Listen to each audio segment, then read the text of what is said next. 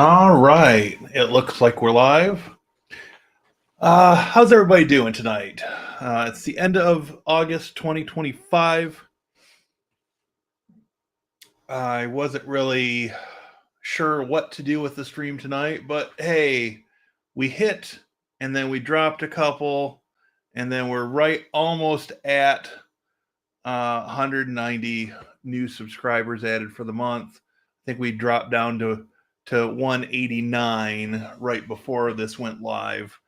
Okay, sorry, I gotta do this. This is bugging me now. Being in the light. Um, so tonight I just kind of wanted to hang out, let people ask questions. I got a couple things to look at, but nothing too heavy. Going into Labor Day tomorrow. It's been a long day. Going into Labor Day tomorrow, I just wanted to sort of take it easy tonight and just kind of chill out, right? Okay, so let's see who is with us tonight, and then we will talk through a few things. Grish is here, of course. Welcome. Alonzo is here. Richard is here. Josephus is here. And David is here. Welcome, everybody. Yes,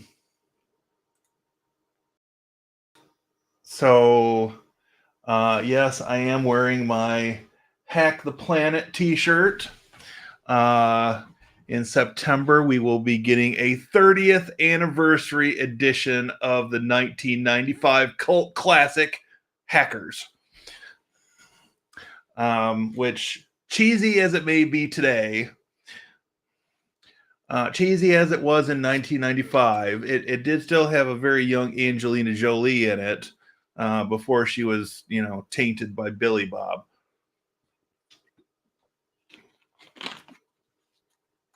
And it is kind of a fun movie. But hey, I must have watched that movie daily for multiple years when I worked at the video store, which you all probably heard that story before, but hey, it's okay.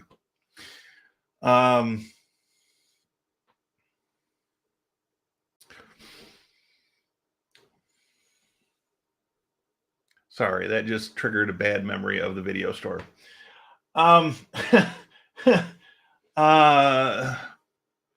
So I had this coworker. I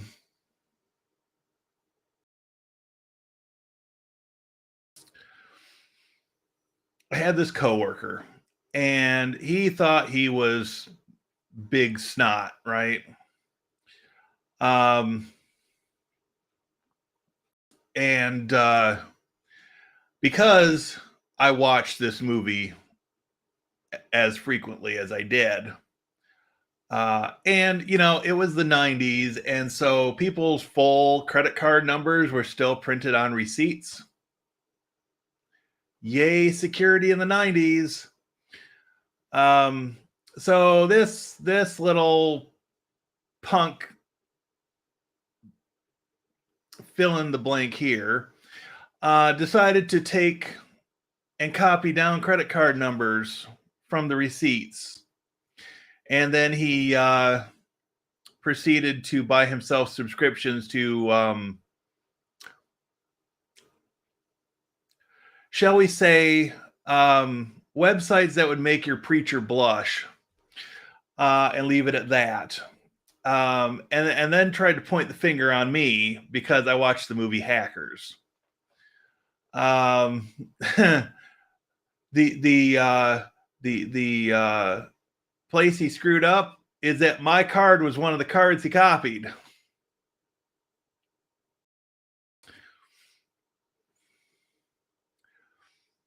And he got off with a slap on the wrist because he was going into the military. So I hope they beat some sense into him.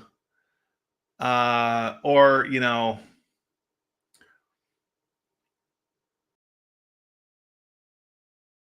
well, I'll just let your minds run wild there for a minute. Just think about how the military covers up somebody um, expiring in a situation that may not have been because of an enemy. Anyway, I'm having too much fun with this.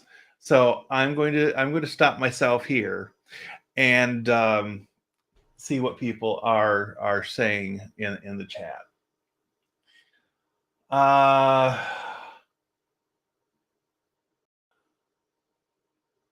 Let's see.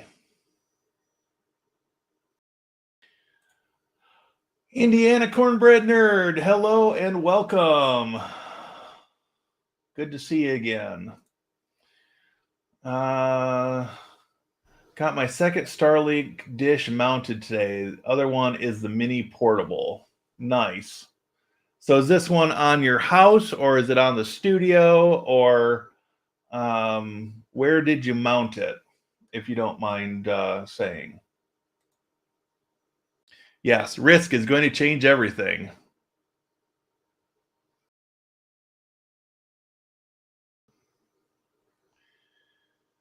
Let's see. The standard dish are down from 600 to 175 plus $5 a month to keep in standby mode. Wow. I still don't like the idea of giving Elon money. I'd rather get fiber. Risque. Somehow I can hear Sinbad saying that. From when he and Kathy Ireland were in that movie Necessary Roughness in the 90s. Yes. Saw that movie a couple times before focusing on computer security, now called cybersecurity. But the movie never thrilled me. Sorry. That's all right. I think they were aiming more at my age group with that movie at the time anyways. And you've got a year or two on me. So, yeah. Yep. Stole my credit card number and then proceeded to point the finger at me because of the movie I was watching in the video store, right? Mounted at my house on a pole. Mini is mounted on top of my truck. Nice.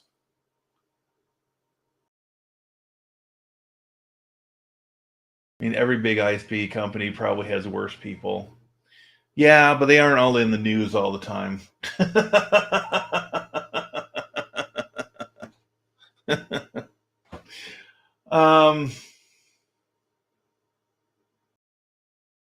All right. I think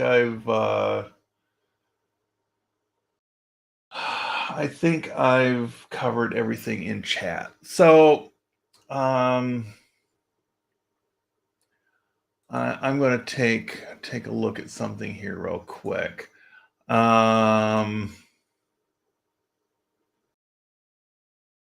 Okay, that is where I registered that one. Okay, so let's see.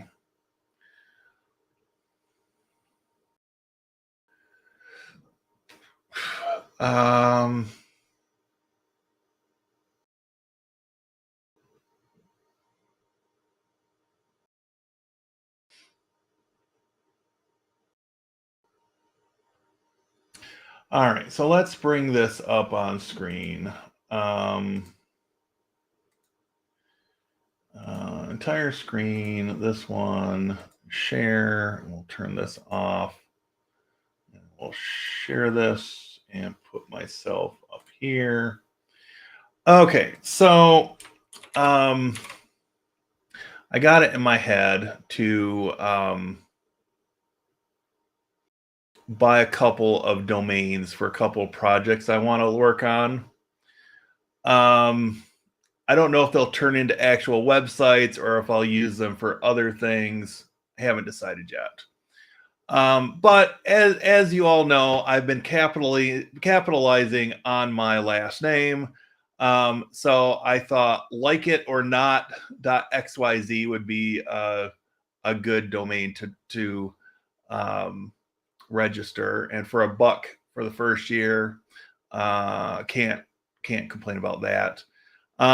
Then Gen Expert, since I am a proud member of Generation X, that one for $2, okay.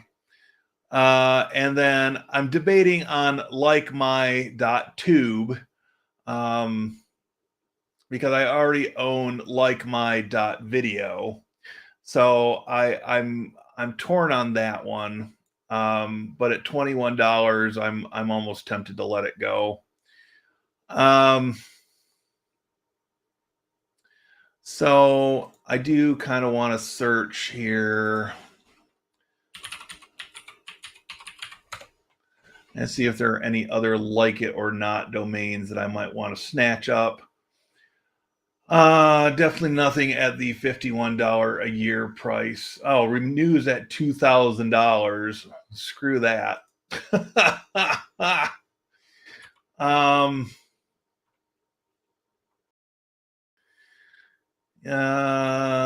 so yeah, I never really considered well, I can't say that. I never had a reason to buy domains with my last name other than the one I've owned for years. And that's just like.net, and then I own jeremylike.com. But I don't know, something about the like it or not as a domain just kind of resonates. And I don't know what I do with it yet, but seems like like it or not .vote. Oh, that sounds like trouble. Um, it sounds like trouble. Anyway, so anyways, I don't know if any of these stick out at anybody, that or if anybody can toss an idea my way that I might do with something with like one of these. I mean, I could get like it or not .shop, and point that at my online store for practical IT.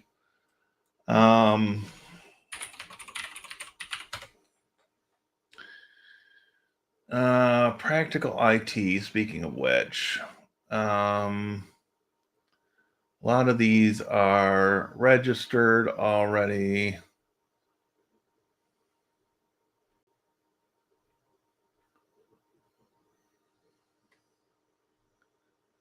Almost all these are registered already.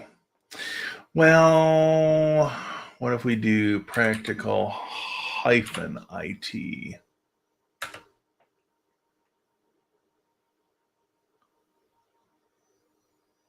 And I've got a little bit more more options with, I don't know. Anyway,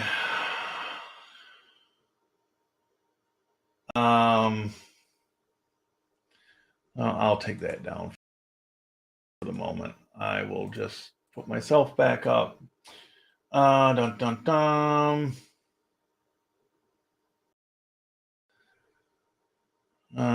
Issue with my backup ISP fiber now is that we have everything on poles, including power. If trees go down, both ISPs are out. Also, cellular is usually way bogged down because everyone is on. Yeah, I get that for sure. And you live in say a larger area that I do.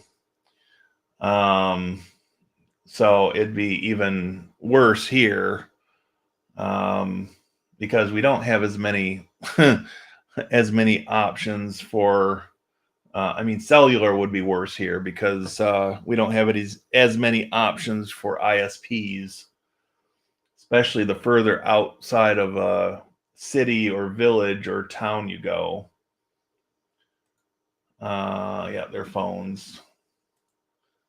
Hello, PM3. I don't even want to pronounce that because I might get accused of sounding like the owner of City Walk on South Park.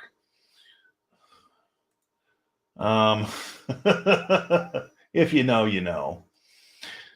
I own my YouTube handle, but IO domain, for me, that's a short and epic domain. Yeah. Starlink and solar power. Yeah, that could be a killer combination. The problem I have is there are too doggone many rednecks around here, and they'd probably try to hold me up for it. Does anyone here work for PSEG LI? Not sure what that is.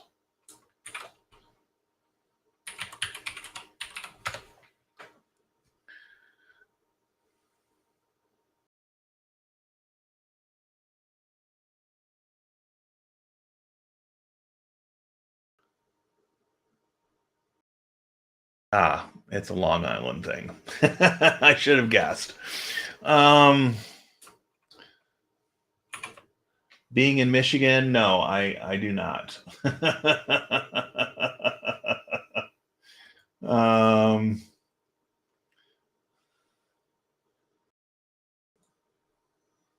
Ooh, that's one.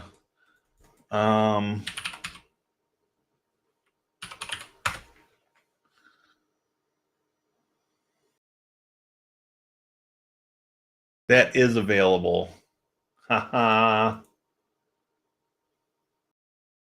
$7.58 for the first year, and $17.27 to renew.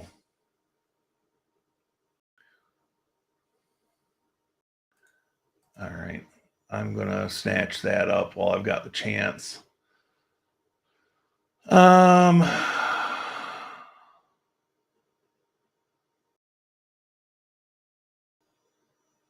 .shop.cloud might not be bad.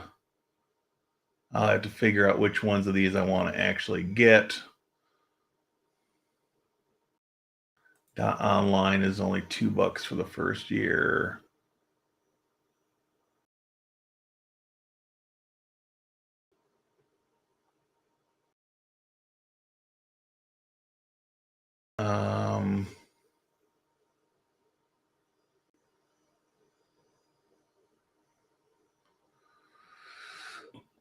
Ooh, well,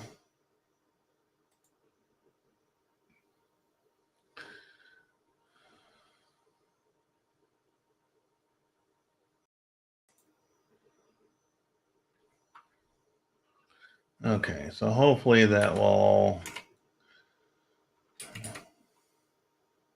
like .coupon. Har har har.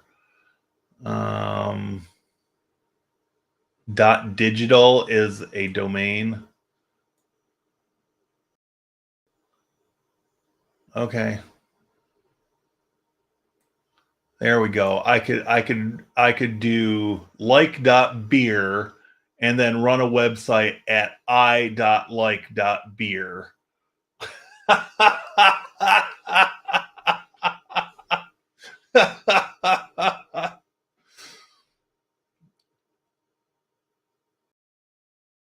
that Oh, I'm having too much fun with this. I'm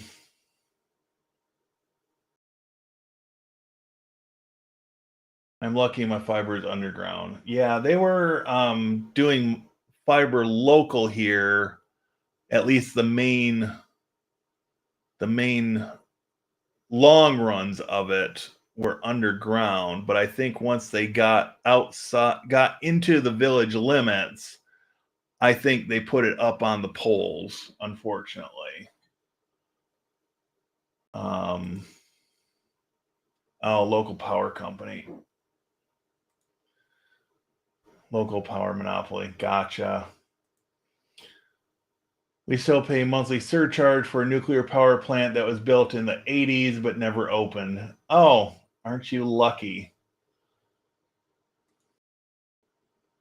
Last July, my whole neighborhood lost one of the two hots from our distribution pole for more than a day, which they needed to fix. Now we have the power fluttering on that same hot. Oh, great.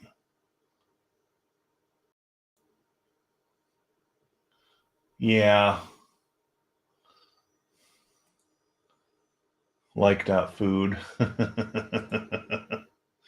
Been fighting with them for 2 weeks. My dark fiber was supposed to be lit up in July, still dark. Great.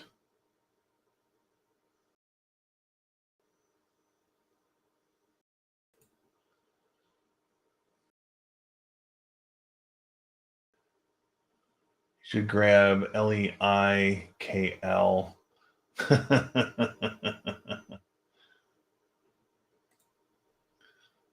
I.like.beer is freaking hilarious. Okay, I'm adding that to my cart.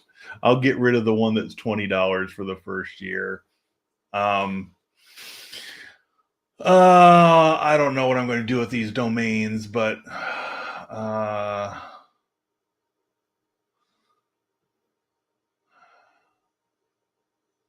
don't know. I like fun.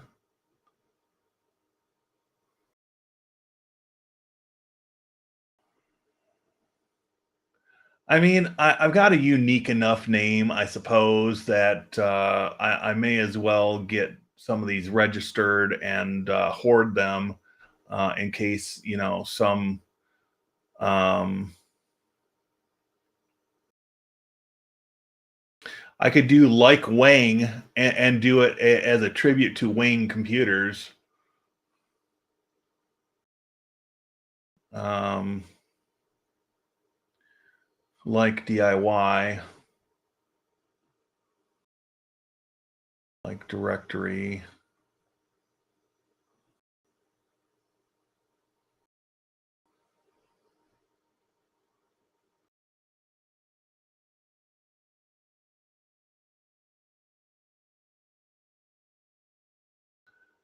Uh,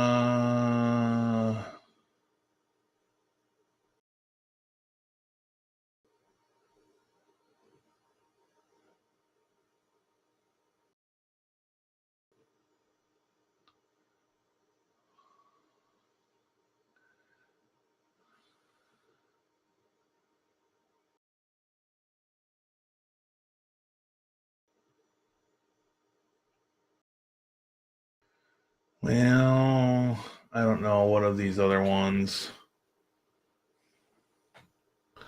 I suppose I can make a bid to take over Canada with like.ca. I don't know.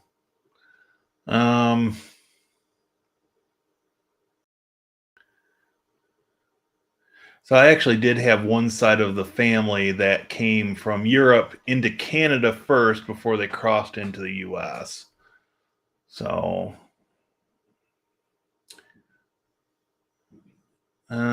some moron is setting off fireworks.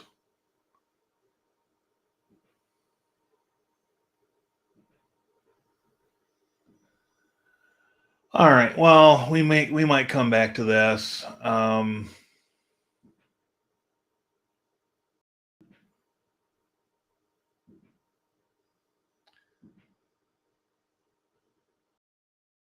like associates. I do like coffee.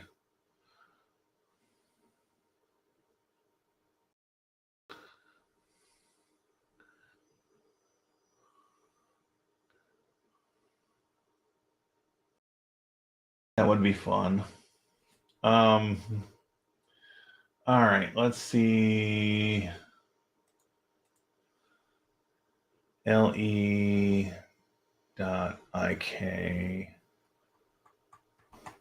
Is that actually a domain? .ik.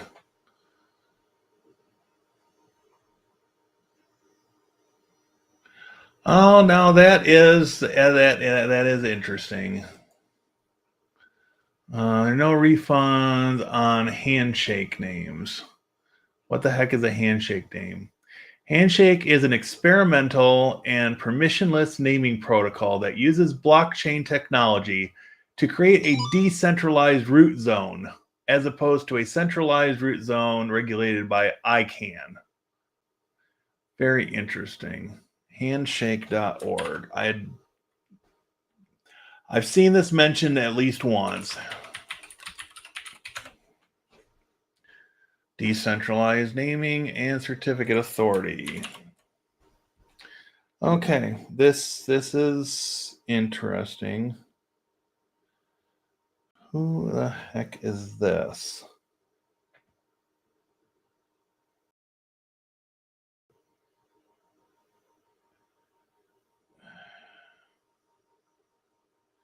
Hold on, I got a weird email and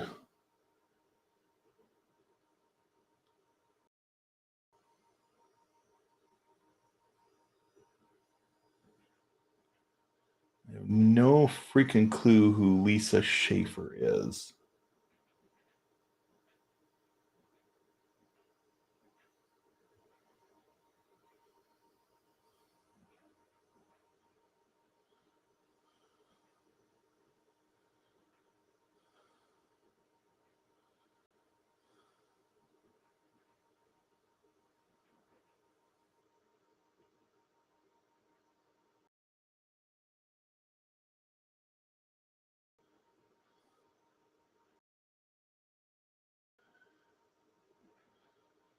I don't have any idea who this is.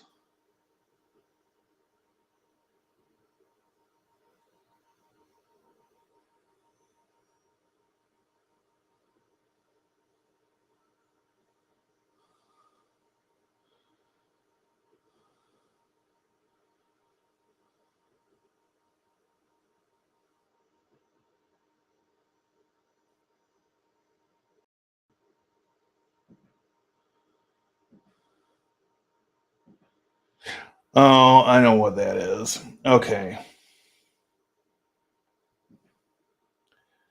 Um,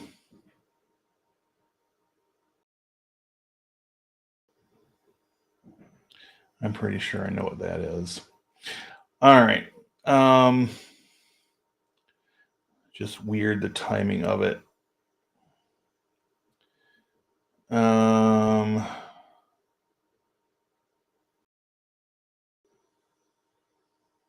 Yes, I know there was a successful login. Okay.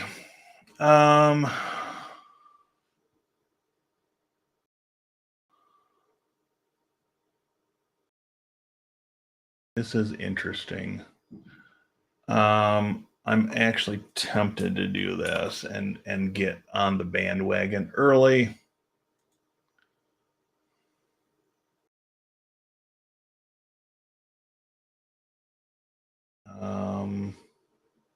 Yeah, I'm going to take off at least one of those. If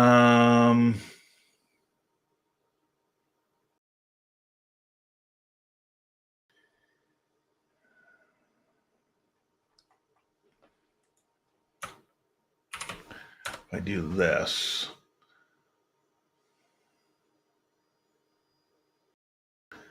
doesn't recognize wildcards apparently.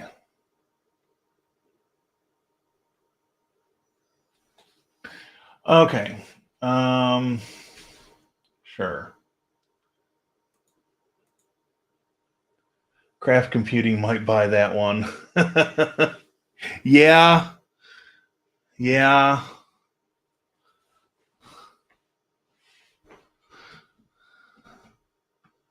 I might have to reach out to him and make some sort of deal. They claim nothing is wrong, but I have the equipment to prove it, and 3 of my neighbors are experiencing the same issue. Yikes. Like brewery, perfect domain. I like beer.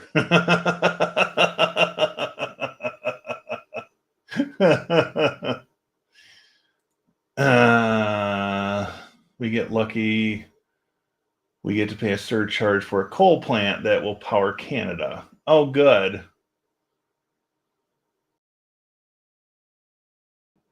They're like.subscribe.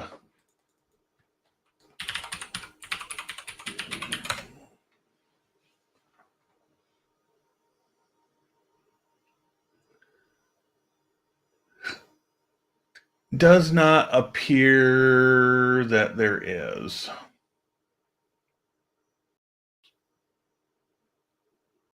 There's like subscribe.buzz. I wonder, like subscribe .me.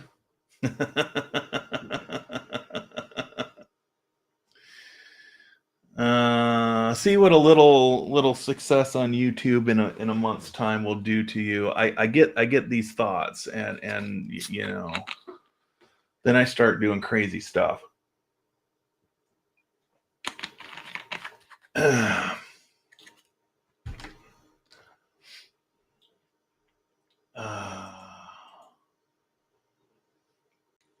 I wonder if we are related. Half my family started out in France, kicked out, then to Canada, kicked out, then to Louisiana.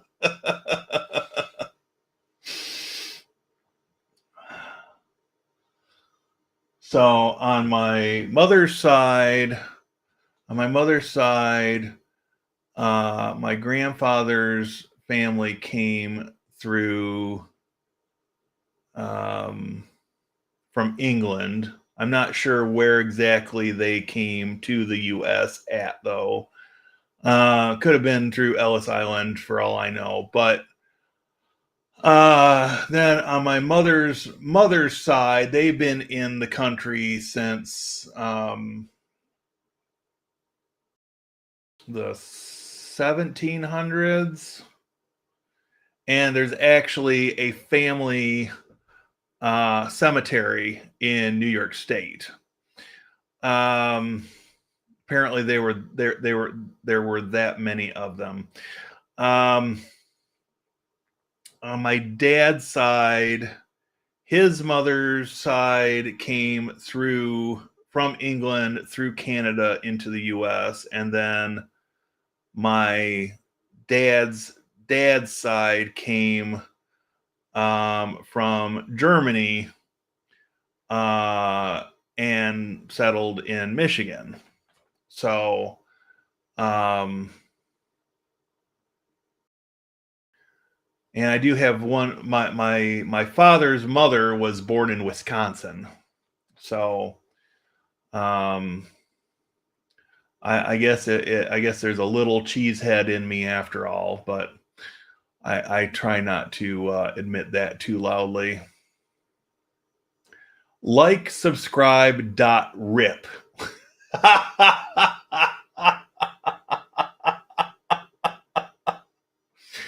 Oh, that's an interesting one. Ooh.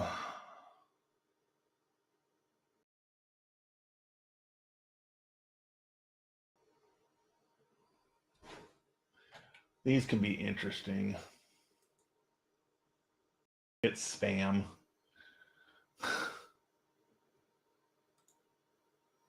Unexpected equals spam. No, it wasn't spam. It was something that I think they sent it to me by mistake, but it's somebody that it came to my work email, and it's somebody that I had worked with at the library on something.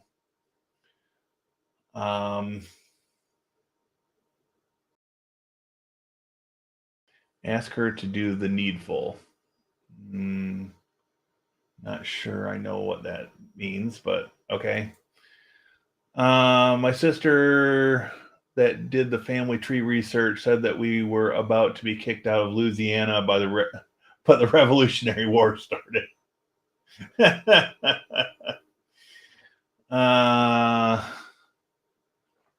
You must work in IT with Indians. Uh-huh. Oh, I've been there. Some of their accents are hard to grapple with the first couple of weeks. She thinks they needed cutthroats in the militia, which is where my family fought. Nice. Half Cajun, French, and half Puerto Rican. That's what that results in. Nice. Interesting that instead of wrapping text when you display comments, it shrinks or enlarges the text. Yeah, I've noticed that as well.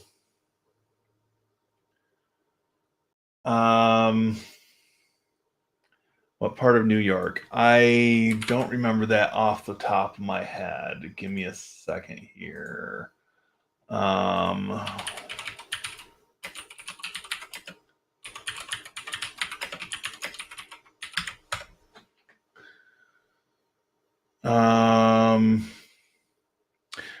The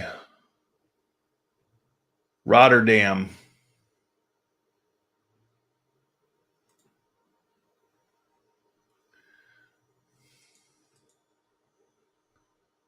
Vetter Family Cemetery.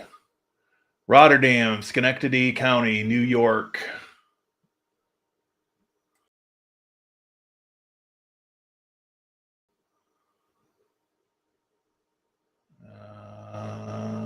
Make that any larger? Nope.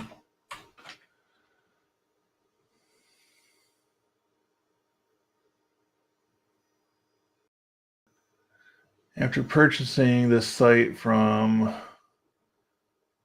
Johannes Vetter, Colonel Daniel David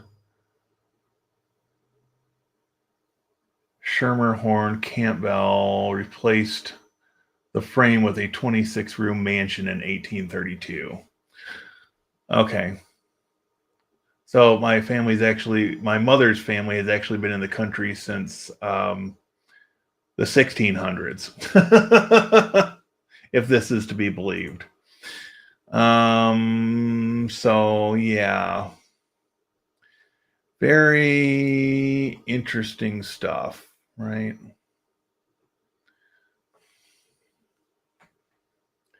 Interesting stuff.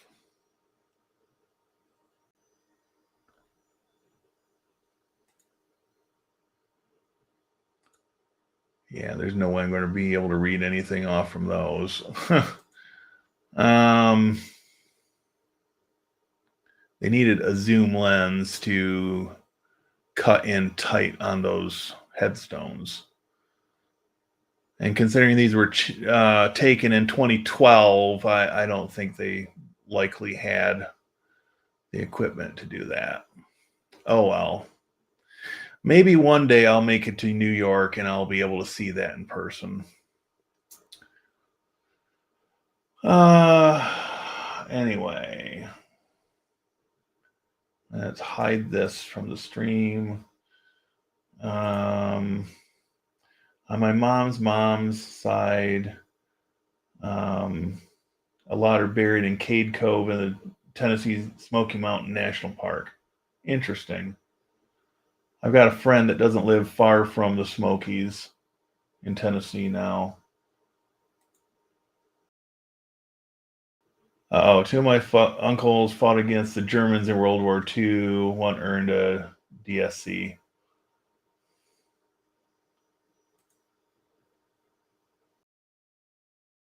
The needful is a joke to say for our colleagues from India. Gotcha. DSC recipient was in the 101st Airborne Division, earned a medal during the Battle of the Bulge. Nice. I know my grandfather on my mother's side was court-martialed more than once during World War II when he fought the Pacific. That's about all I know about his service. Apparently, he liked the booze a little bit too much. Are you sure it wasn't the errant gas emissions that made your family silent but deadly in a militia? Wow, Joe. Wow. Is there a like.hell? I somehow doubt that.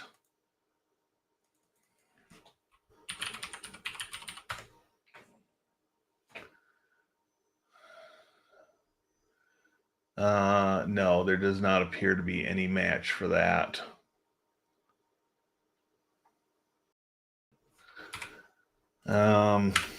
Anyway. John Oliver built the first cabin in the Cove. Nice.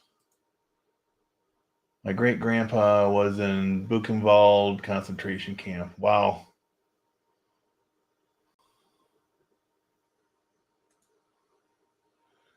Yeah, I know several of my grandmother's brothers served in Europe in World War II, but again, I don't have details on where they were at. If I can put my fingers on them at some point, I do have my grandmother sent correspondence back and forth to one of her brothers in Europe during World War II, and they used to shrink down. They would have the letters typed and shrink them down. I don't know what the technology was they were using at the time, but anyways, so I've got these paper versions of transmissions or whatever that and maybe they came from his side from Europe and were sent back here, but they are small pieces of paper that have the shrunk down message. I'll have to find that. This was stuff that my grandmother had kept for years and years, never said a word about it, never knew they existed until after she was gone. But it's one thing that I found and I wasn't going to let go in the landfill. I recognize the historic potential value of it, and I snatched it up. What I'm going to do with it, I don't know. It's still in this wooden box. I don't know. The box is about like this, about 4 inches deep, and I don't know, 4 or 5 inches tall. But yeah, I should see if there's, I mean, I'll make copies of them for myself, but I would like to see the originals go to a museum or something.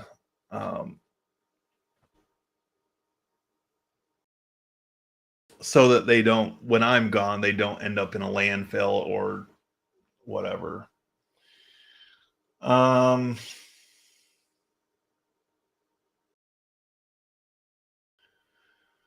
wife's great grandpa on her dad's side escaped Russia. Wow.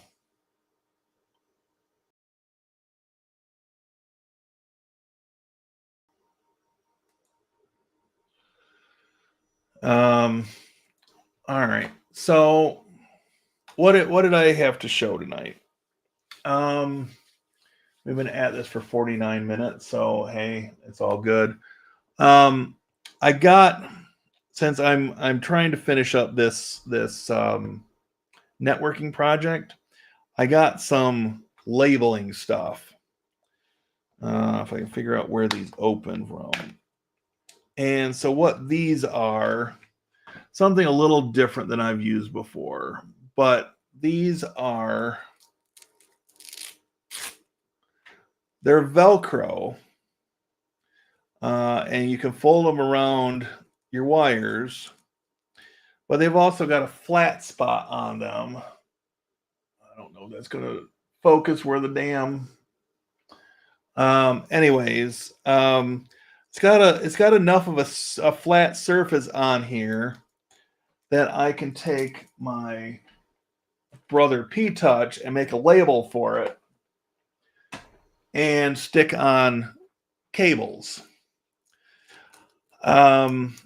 So thankfully these finally came in.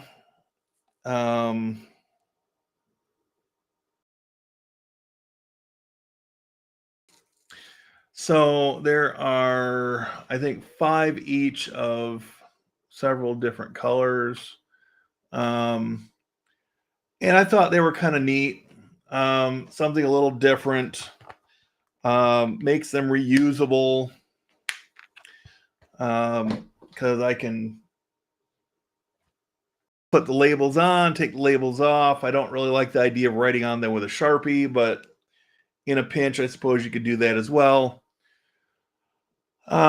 So there's that. And then the other thing I wanted to briefly mention tonight, although I really honestly don't feel like spinning up a VM at this point.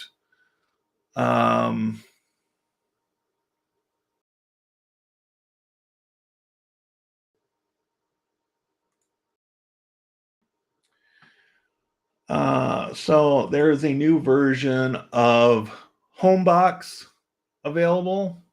No, that's not what I wanted. That's not what I wanted. Freedom Box is what I wanted. And this has been around for a number of years. But the idea here is similar to what we looked at this morning with Cosmos, although these guys really take the free as in freedom part of it really, really seriously. And so I guess they don't typically put a version number per se on it.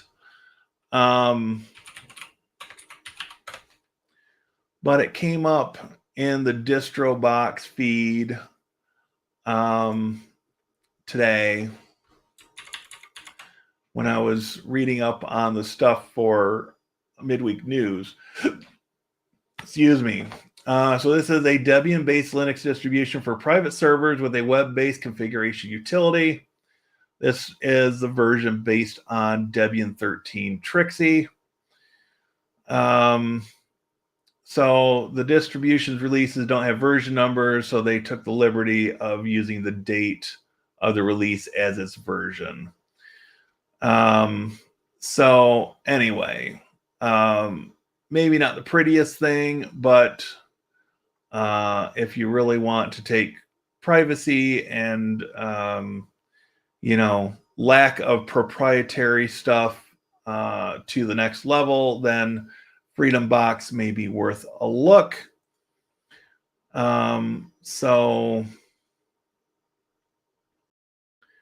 yeah, they don't really have much news on it on DistroWatch, but anyway, that kind of stuck out to me when I saw it today. Not really been much on DistroWatch. I've been really watching too terribly closely.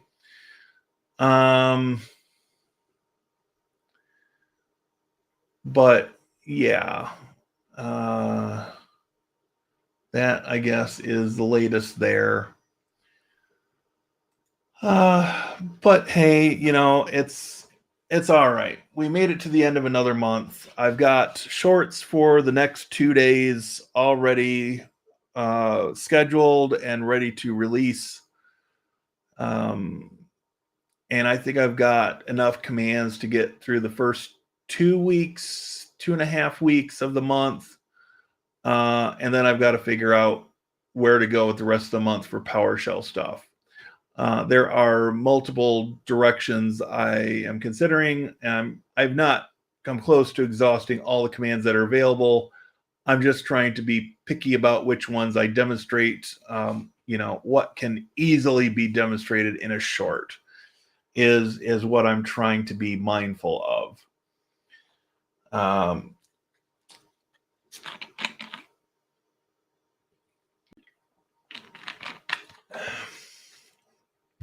So I mean, what can I say at this point? Thank you, everybody. We've got 10 watching. And if everybody can leave a like on this video, I would greatly appreciate it. I've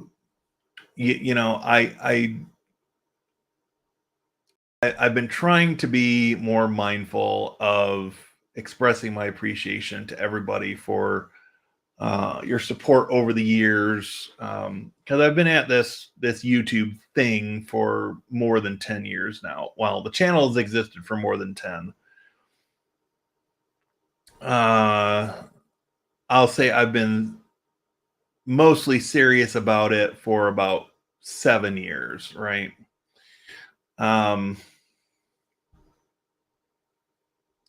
6 or 7 years. We'll call it 7, right?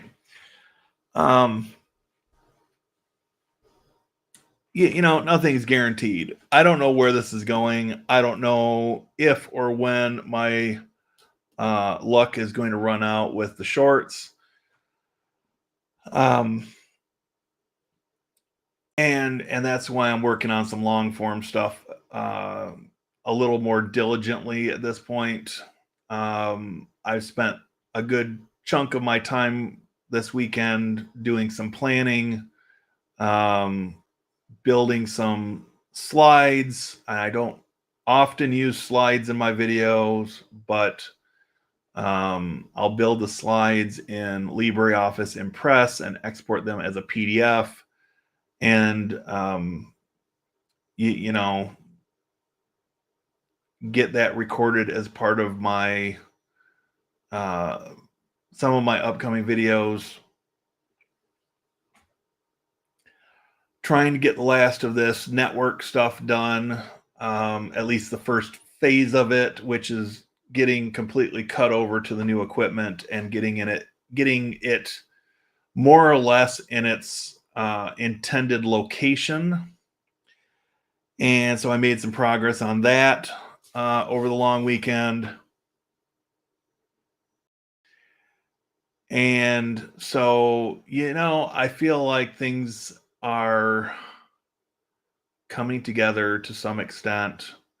It's been slow going, but I feel like we're headed towards the fall, towards the last 4 months of the year, the last third of the year, however you want to look at it. And I'm just trying to push this as far as I possibly can between now and the end of the year. So we're at just over 7,600 subscribers. I'd love to be over 8,000 by the end of the year.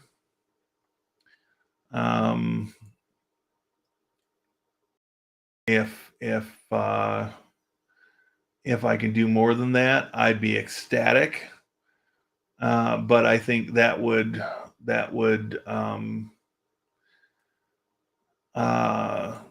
be the result of the continued daily shorts and adding more long forms back in.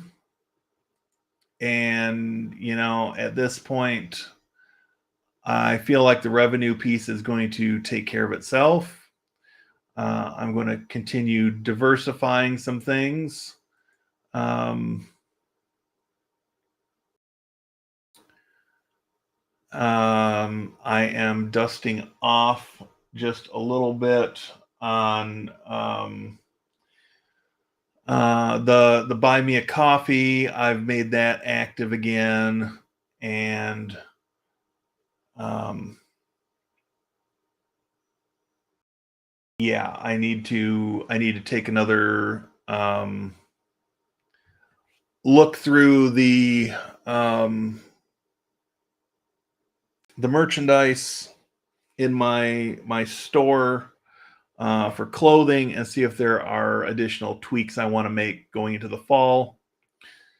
And if I register some of those domains that I was looking at tonight, maybe I will be including designs with those domains on them once I get them parked and or pointed at something.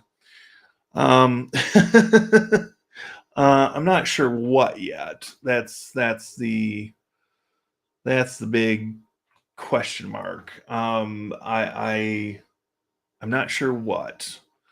I've got several ideas that I've got on the drawing board, but just matching up the idea with the domain. But I'm really kind of stoked about I like beer. Um,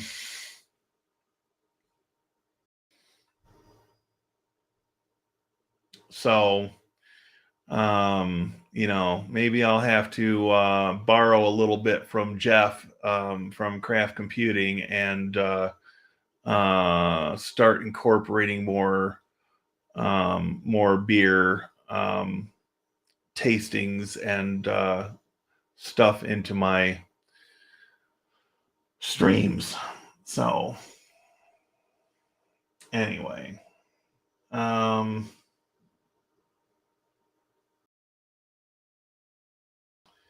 let's see.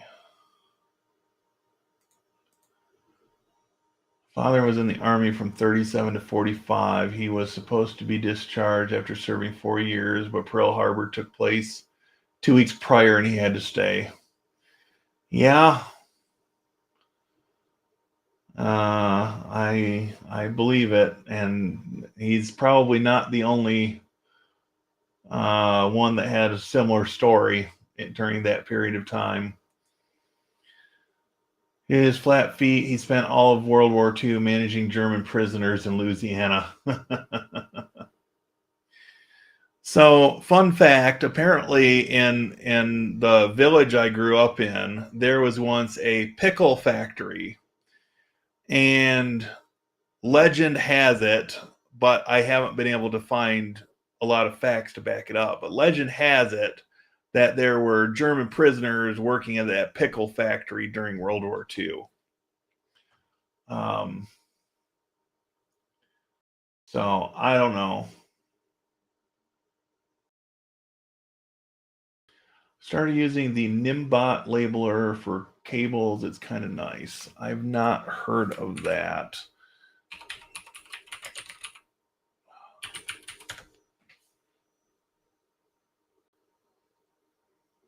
Um,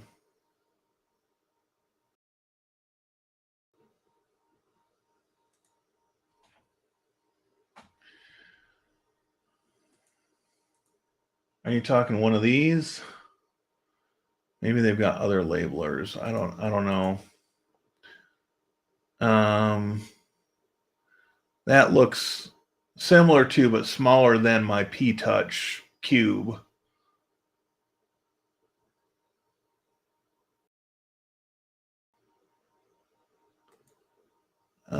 What else they got? No, I'm sure it's not that one. M2. Don't think it's that one. No.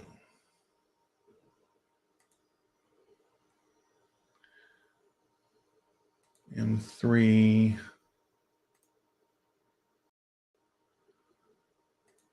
B21.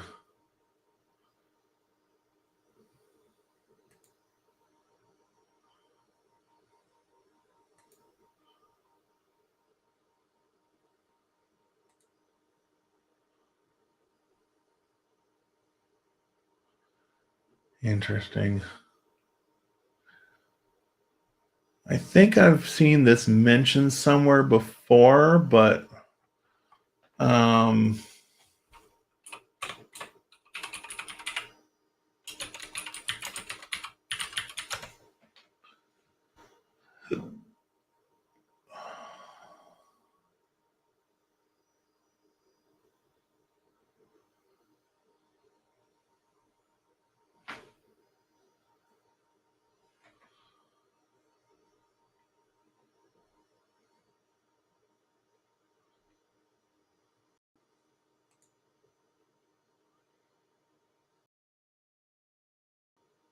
okay, gotcha. That doesn't look bad.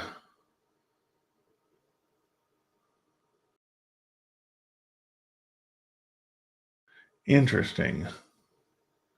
I do kind of like that. D110.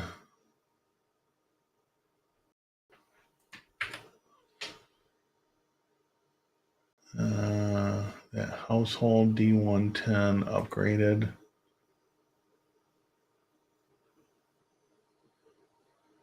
Interesting. They consider that a home or office and not a business. D11. It's definitely smaller than my brother.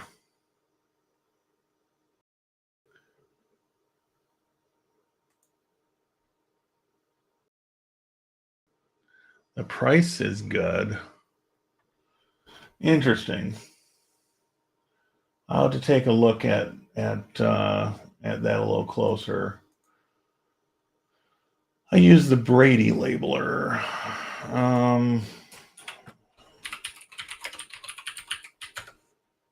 Brady labelers.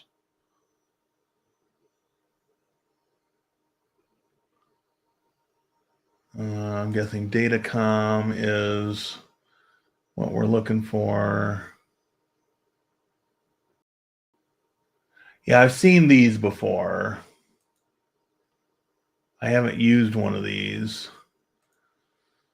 Um, so honestly, the thing I like about this P-Touch, and at the time that I bought this, I've had this 6 years, maybe 5, 6 years. Could be longer than that now. I don't remember for sure.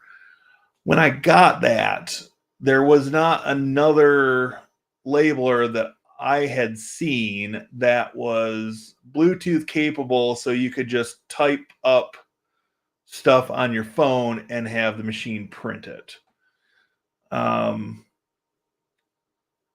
I don't necessarily want something that has a full keyboard. So you know that's um, although this here, the 211,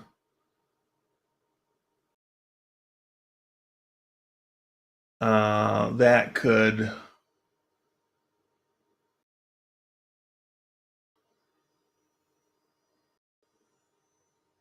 um,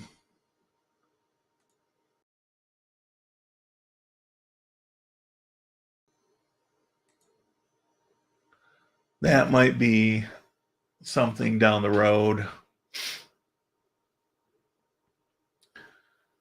I like the Brother stuff because you can get replacement tape anywhere, really, almost anywhere. Um, I don't know if I do enough labeling to justify the price on this one.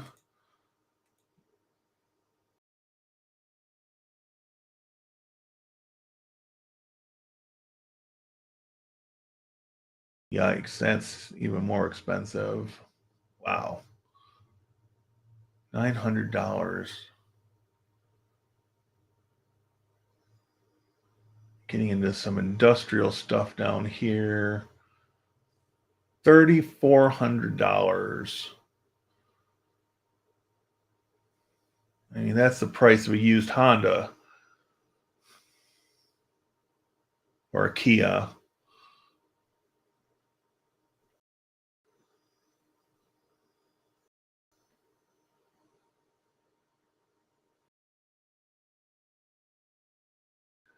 Wish there weren't such a big price difference between the 210 and the 211.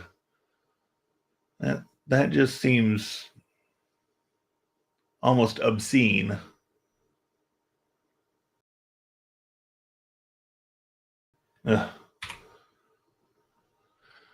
Maybe one day.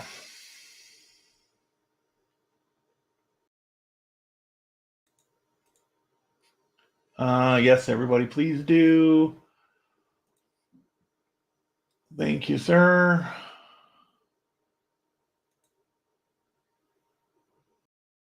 I don't know. The building is no longer there. So if it's a name you've heard, likely not it.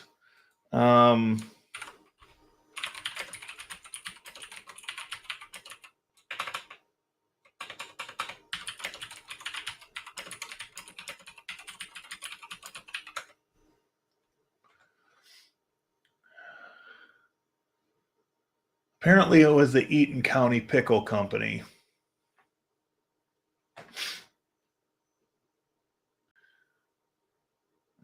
Formed in 1899 by B. Little and G. Weimer. Sold to C. Hunt. Well, at least the guy's name wasn't Michael. But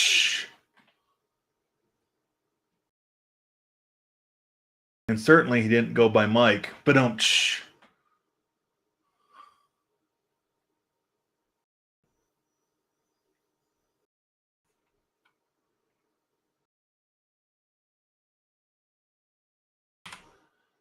anyway.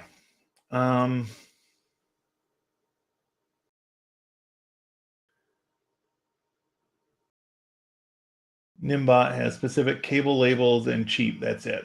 That's fair. I did like the price on it. I have to see if those are.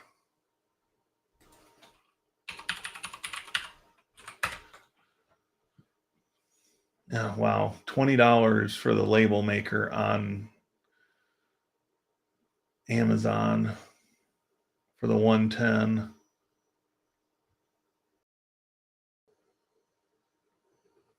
At that price, you can hardly go wrong.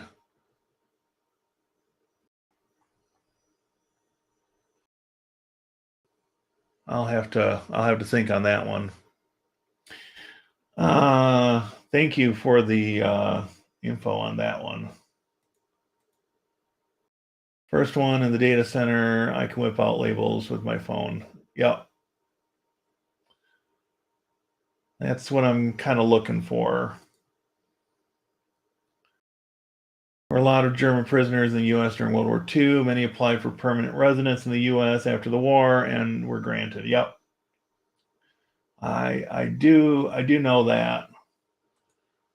D110, yep, that's the one I found on Amazon for $20. And with cable labels.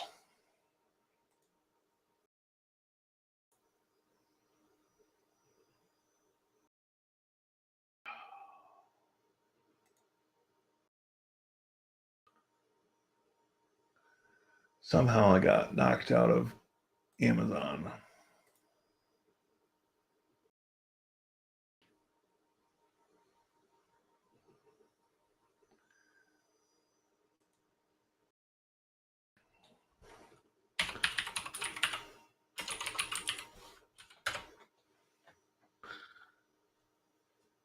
Oh, that's not bad at all either. The box of cable labels, 3 rolls for $22. Or 6 rolls for 28. That's not bad at all.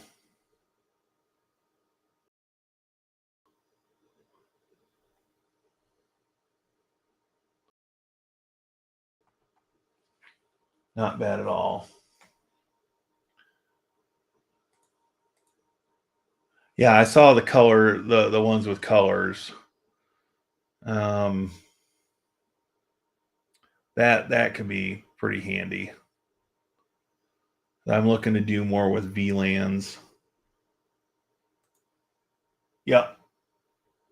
I appreciate the info. That looks like a great deal, and certainly lighter than the Brother, because this thing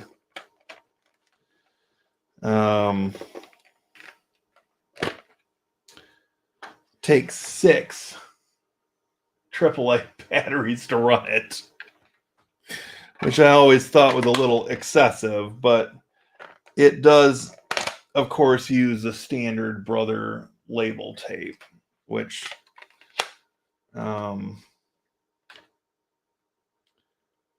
I'll just keep this at home, and I'll keep the Nimbot in my computer bag. It'll be a lot lighter to carry around. My Brady has many label options. Have the cloth, the white plastic, and the cable shrinkable cartridges. That's interesting too.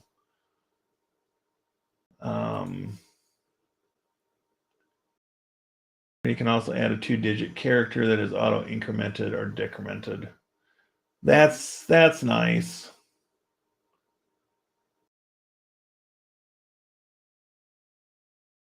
Look up Zeba label printers.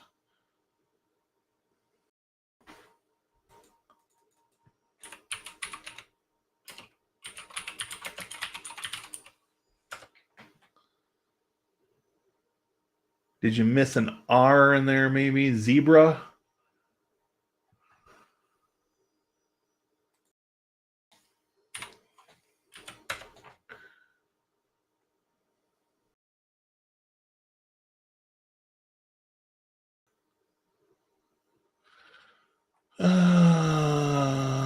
Dun, dun, dun. Zebra Technologies.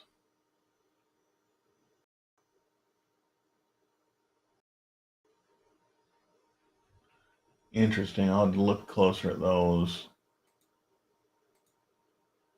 I don't have the one with Bluetooth to a phone or PC, however. Yeah. Zebra ZT231.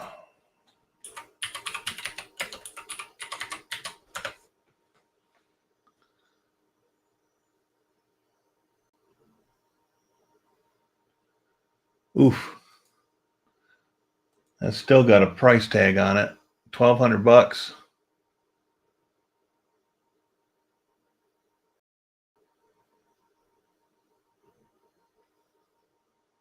Well, there's one for $650. Yikes.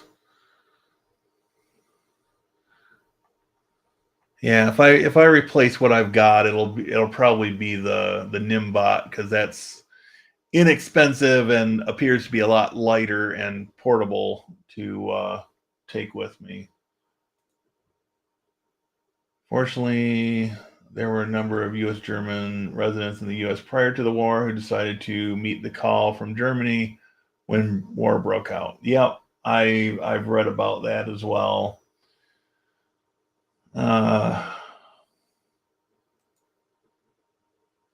Okay, that's what I thought. A large percentage of those would end up accepting roles and spying and counterintelligence, and were captured and shot prior to the end of the war. Not a bad thing. My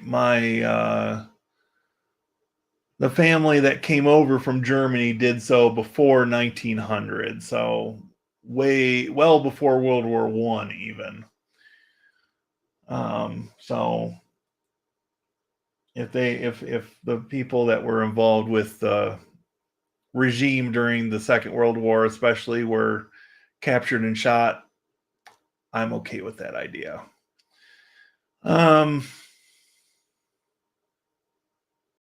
I'm okay with that idea.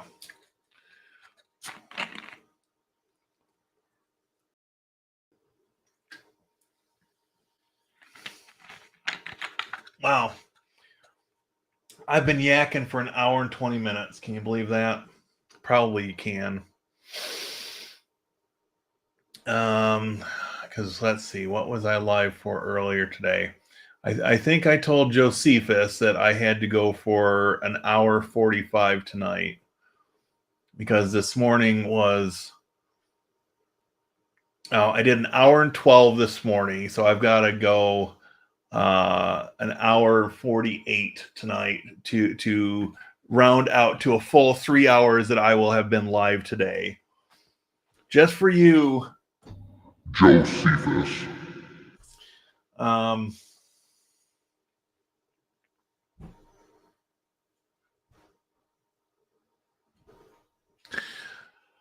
All right. What else? What else? What else? I probably mentioned this in the stream this morning, but I did spend some time downstairs yesterday, moving some things around.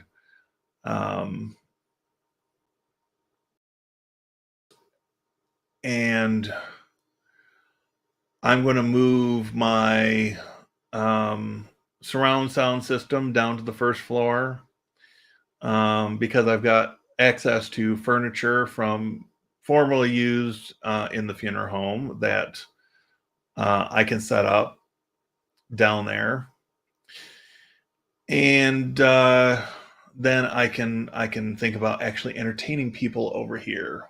I just got to get a couple more caskets out of the building, or I'd be happier to get a couple more caskets out of the building.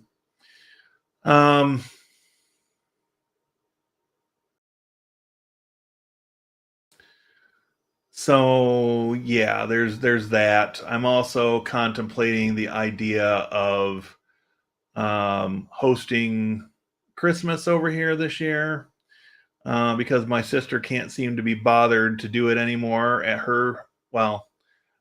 at the building in which she lives, which is owned by my father. It's actually the house I grew up in.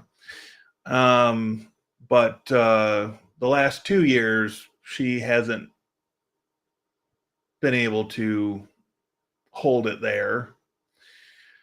And so it's like, okay, well, I can have it over here. It might not be the Taj Mahal or anything, but I will have I'd have room for people, and I'd have ample parking in a private parking lot. Um,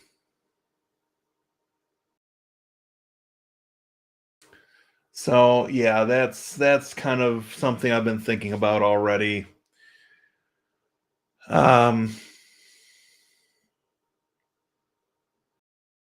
But yeah, there are several things in the works right now, and I'm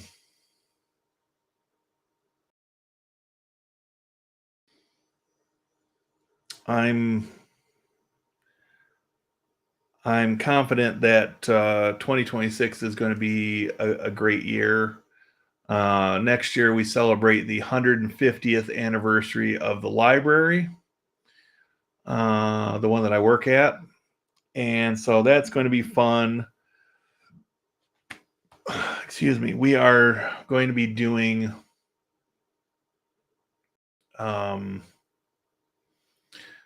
more or less a cosmetic overhaul of the first floor of the building.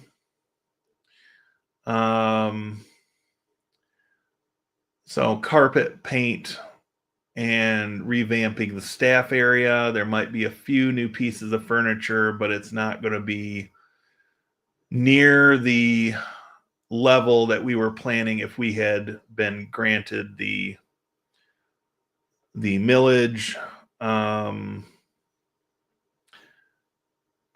to fund the construction.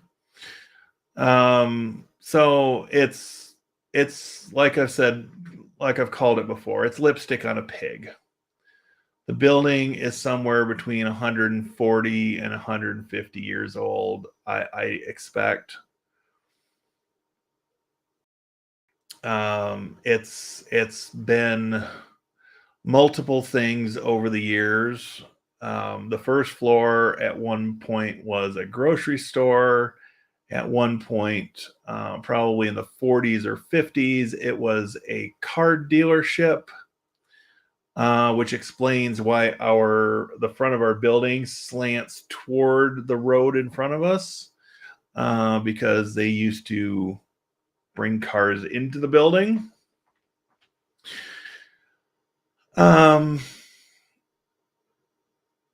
The second floor at one point was the Odd Fellows Lodge.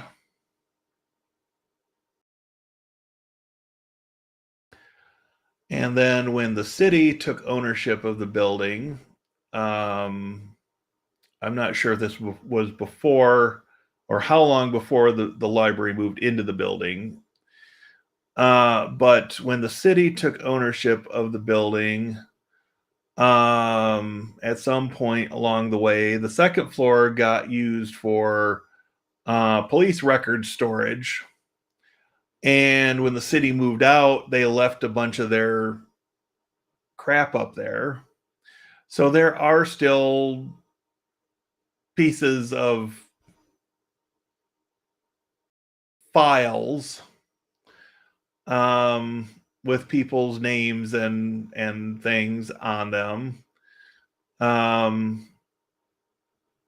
that really should go in a shredder, but you know, small town cops, right? What can you say?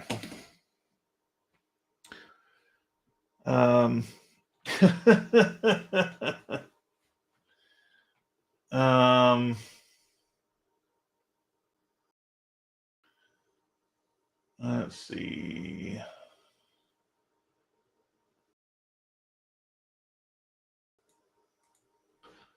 The pager has not shipped yet, or I have not received a notification of it shipping yet.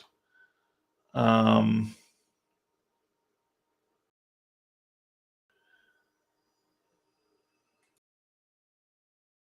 course.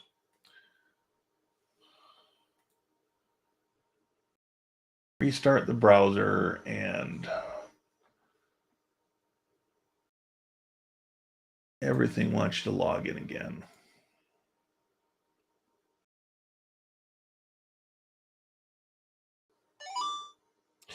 Yes.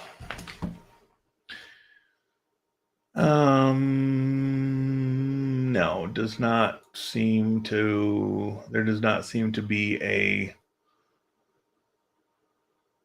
notification of shipment from Hack5 yet.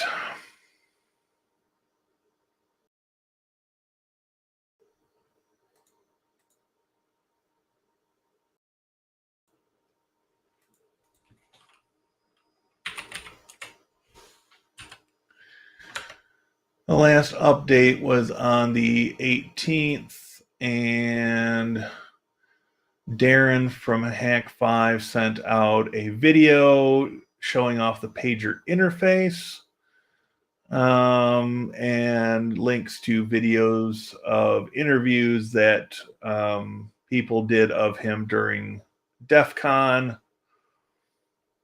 but he does not indicate any specifics about when it will ship.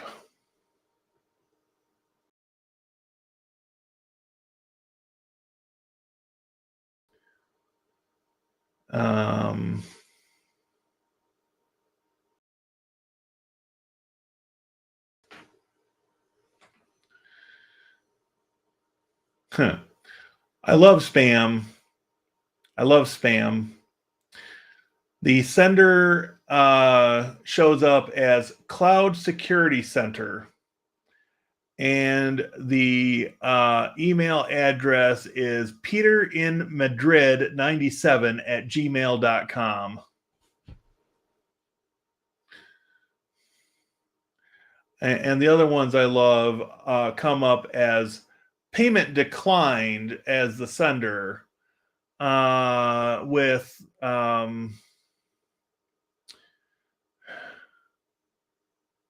I don't even know what domain that's pointing at. No,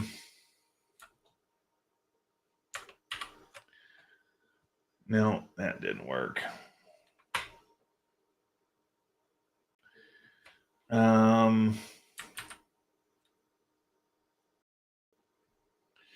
Let's see.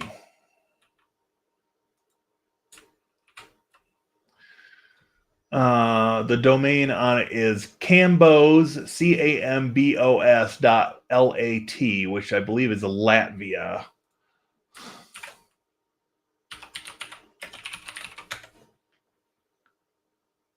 Oh, Latin America. Well, I done guessed wrong on that.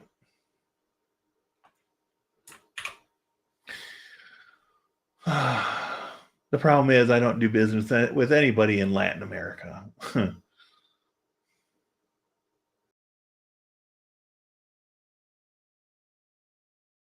So anyway,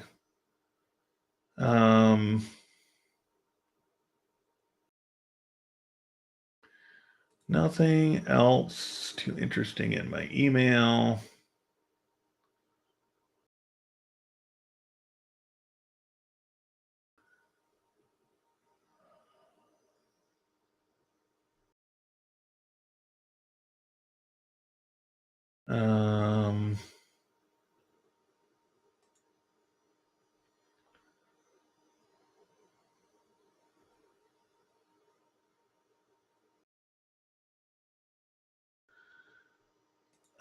Okay, so I think that's everything there.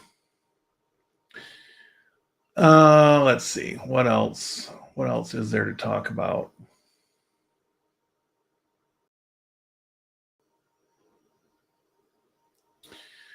The YouTubes are showing that. Oh, we've got 11 people watching right now. Whoa! Jazz hands. 11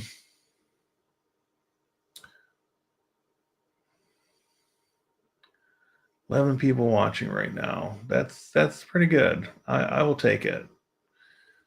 Excellent connection. Stream is healthy. I'm happy about that. Hopefully it hasn't been glitching like this morning.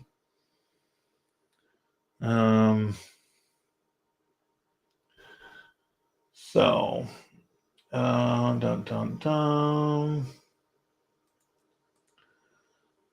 My neighbor flew for the Luftwaffe. It was join or be shot. I don't doubt that.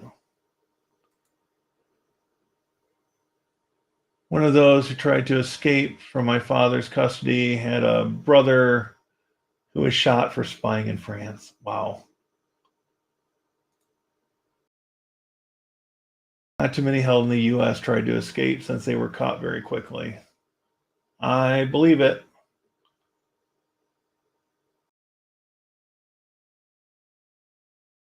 Figure out how to set up a casket as a coffee table. Yeah, unfortunately, they don't have flat tops, so that wouldn't work too well. Considering I've grown up around funeral homes my whole life, I know the difference between a casket and a vault. A vault is typically made of cement or some other material. You wouldn't have those indoors. They are outer burial containers. This is a casket. These are caskets.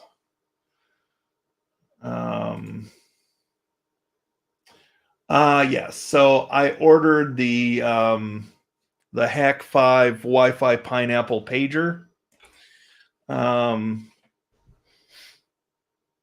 When it was announced just before DEF CON, because the early bird orders allowed you to have it shipped before the end of this year. I'm hoping I get really lucky and I get it by early October. Not going to hold my breath, but I've got an idea in mind on something specific to do with it. And that would be great timing if it did ship by then.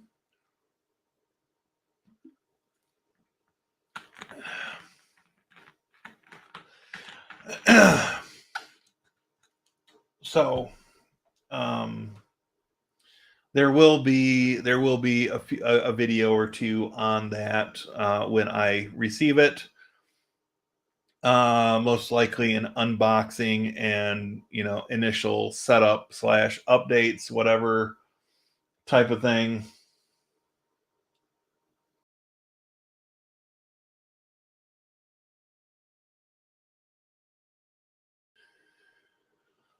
Oh, good. When we come out there, we can stay at the property if you're setting it up for guests.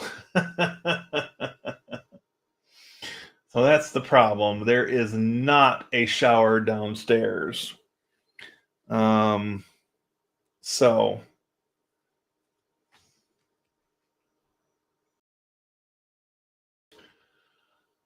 too bad. So many people are still fooled by those spam emails.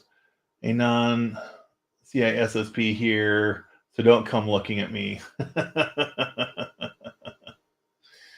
No glitches. That's good to hear. Anyone had the Microsoft update that affects the SSDs? I have not encountered it.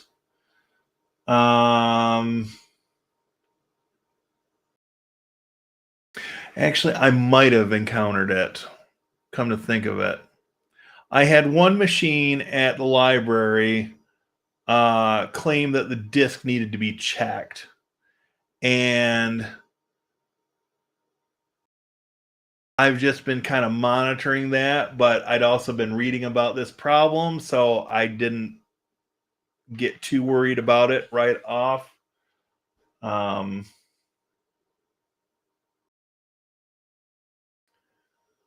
I have to admit now I have a serious aversion to funeral homes.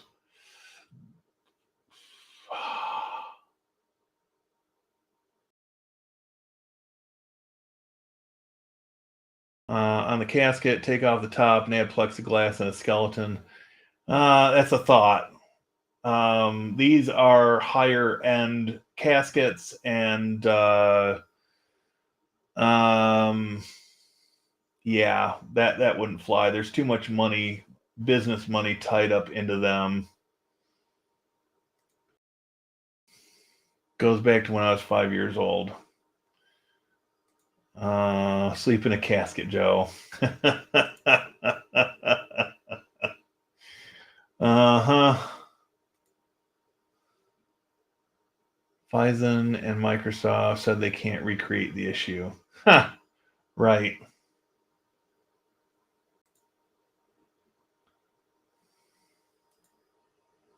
Tony said he wouldn't.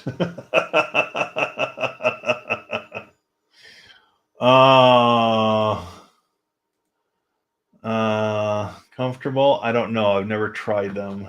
They don't look comfortable to me.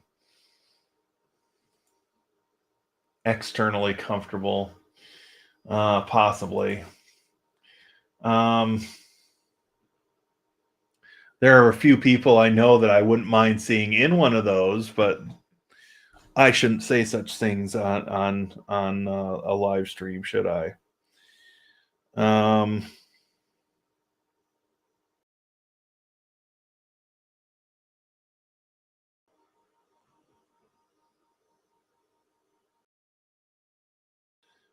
I think this guy.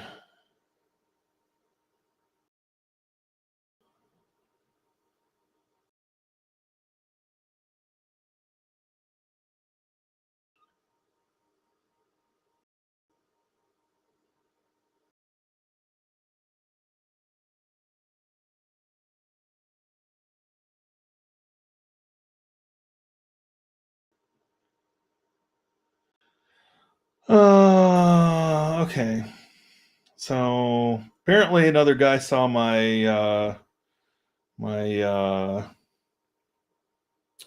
short from today and left a comment. So don't think he's watching with us tonight, but that's all right, I guess.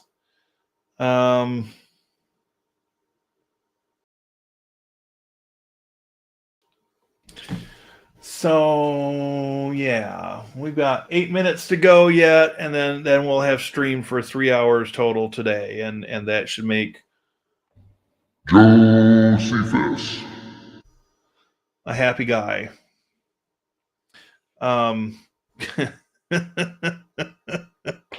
So I don't even know how I found this guy on YouTube. But there's this guy named Dez. I think his actual name is Desmond or something like that. I don't know. Anyways, short dude of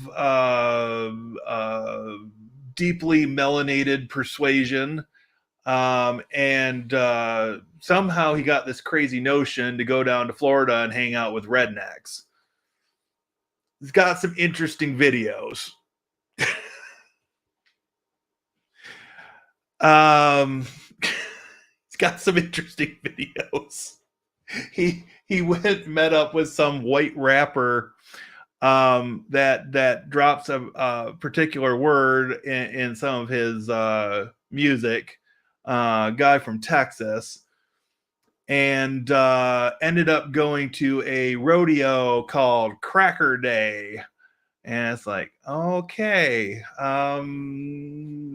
some questionable things going on here, but yeah. Interesting, entertaining, seems to be a funny dude, seems pretty lighthearted about things. But he's also done some stuff in Philadelphia, in some not so great parts of Philly, like Strawberry Mansion, if you've heard of that. Anyway, yeah, interesting stuff. How I got onto this, don't know, but I spent about an hour watching his videos on YouTube this afternoon, and it was pretty entertaining, I have to admit.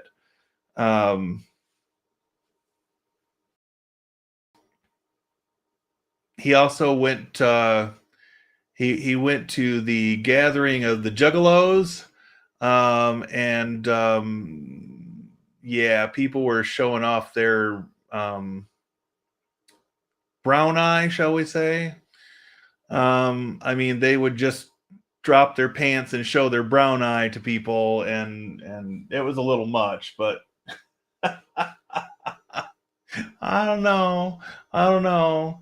Not a scene I'm necessarily looking to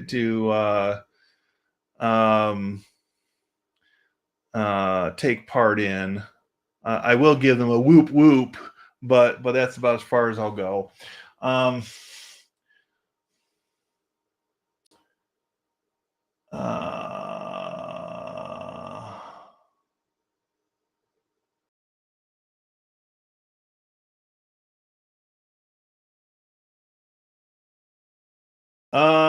Not unless you were buying one.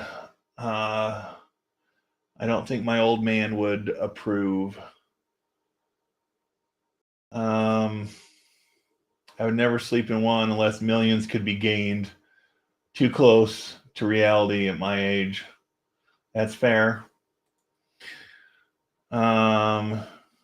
Just stay there until you expire. That's not very nice, Josephus.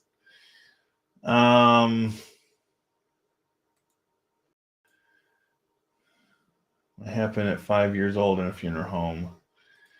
We'll probably go cremation that is buried with headstone on the plot. That's fair. I've said on here before that if I should expire before my father does, I will likely be buried in a traditional manner. If I expire after he does, I have expressed to people, including him, that They can have me cremated and put 50% of me um, on the family plot, and then the other 50% they can take to Hell, Michigan, and scatter. I figure, and I've said this before, I'll say it again. I've been told to go to hell so many times in my life that what the hell? I might as well.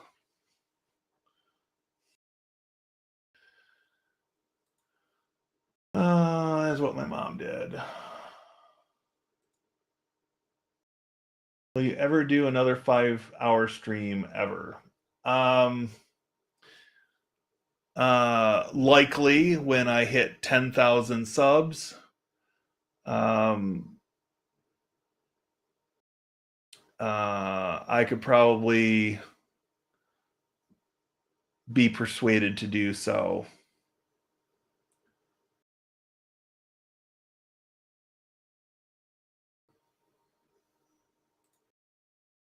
My CFO likes to periodically visit the headstones. So here's a fun fact that I would bet a small monetary amount that most of you do not know. In the Victorian era, it was common for people to go and have picnics in the cemeteries on the family plots.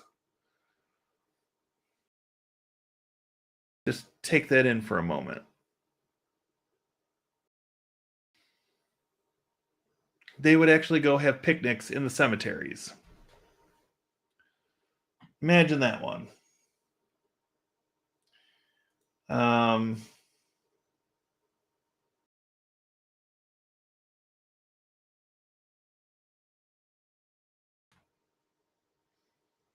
Can't say that I've ever had a picnic in a cemetery.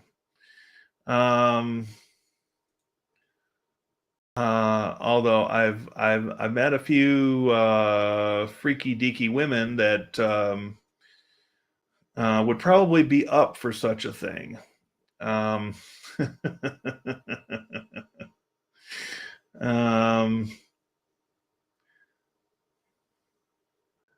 And potentially more than that, but that's crossing the line for me. So anyway, I guess that is what it is, right? All right, so we have officially crossed the 1 hour and 48-minute line, and so with the stream this morning, we have gone 3 full hours today. So that is where I wanted to make a cutoff. We'll go for a few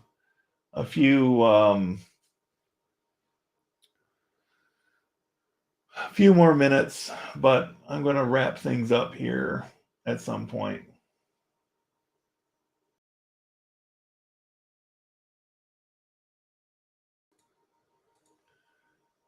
At 5, I saw my 15-year-old brother die, then had to attend the funeral home session with my brother sleeping in a white coffin. Damn, that's deep. Wow.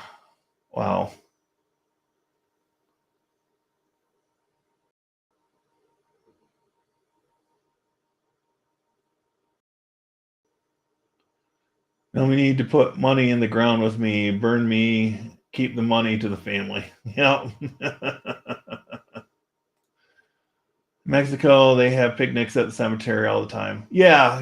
I mean, they've got their Day of the Dead ceremonies and celebrations and whatnot.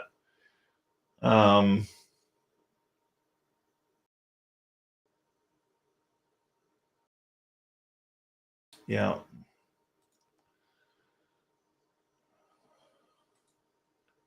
Accidentally shot by a .22 rifle by a friend who thought it was a BB gun. Yikes. That friend has felt terrible ever since.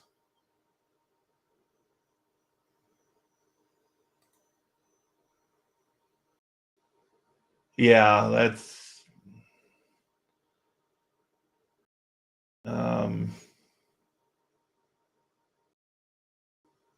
that's deep. Um,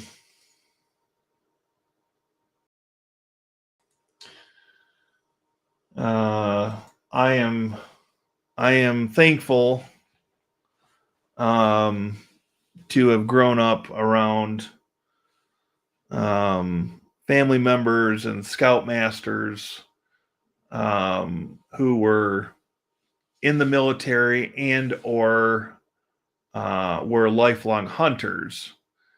And so from an early age, I don't know, maybe 10-ish,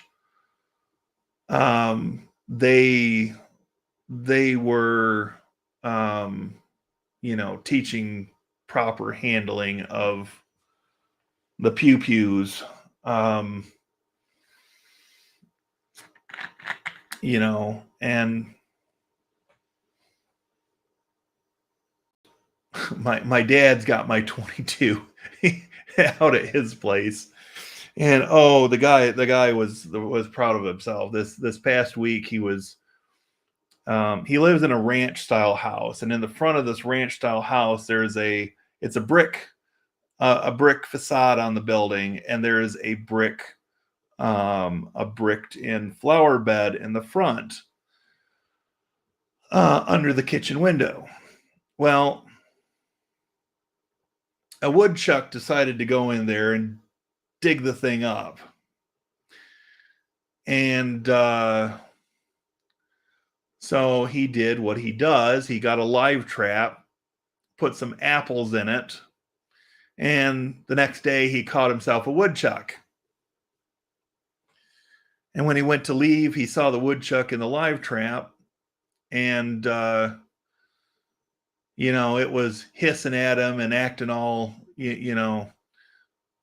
like a scared animal does. So he bangs on the cage a few times and lets it sit while he goes and runs errands. And then when he came back, he got out the 22 and shot it in the head. So my 22 is seeing a little bit of use every now and again. Um, so I think, in fact, I think my dad's got all three of the guns at his place. So I own a 22. I also own an 8mm Mauser that I inherited when my uncle passed, and it's nothing special. Don't get your hopes up there. It was a surplus firearm that he purchased at a local sporting goods place. But that mofo has a kick. And the butt plate is just metal. There's no padding to it. How those guys hauled those things around during World War One, no clue. But I'm sure by the end of it, their shoulders were used to taking that kick. Now I've got the 8mm ammunition over here. My dad would never shoot that. He owns a single shot 12 gauge. I don't think he shot it in years. I think he got that from my great grandfather. It would be his grandfather. So yeah, it's just the three that I know of. Now, family legend has it that my grandfather, who served in the Pacific, brought back a pistol and a rifle from his time in the service. Whether they were issued to him or captured, I don't know.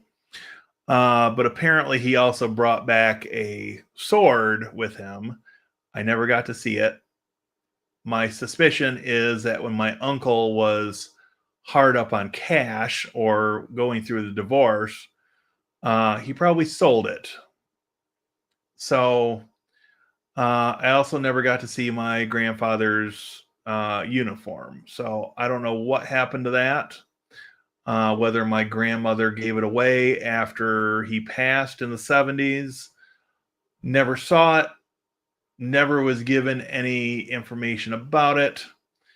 But it's become family folklore at this point because I've never seen any evidence that it actually existed. Um, I mean, I've got pictures of him in a uniform in the service in World War II, but I don't have any medals or badges or anything from the uniform in my possession. So um, it is what it is there, I guess. Um, so I don't know. I suppose we should start wrapping things up. We're down to 9 people watching, and um, see what.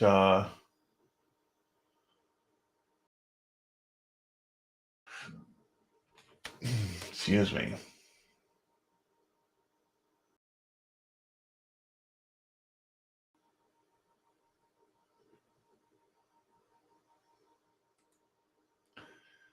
When I was younger, we had neighbor kids who always pointed guns at us. One time, he pointed a BB at my head.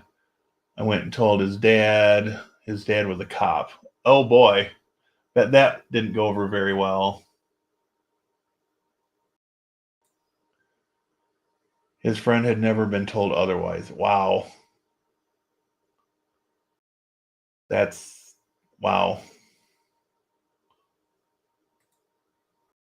Tell all my students that story as part of all training I conduct. I can imagine that helps really get the point across to them. He got the woodchuck. Yep, he sure did. I respect the pew pews, but anyone owning one needs to ensure they have safety training. Yes. Um,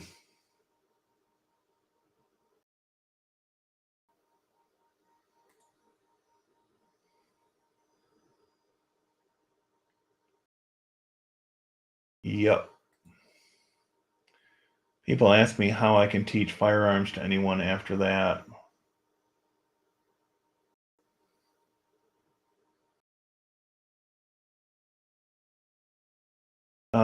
Is it the Ruger 1022, Terrell?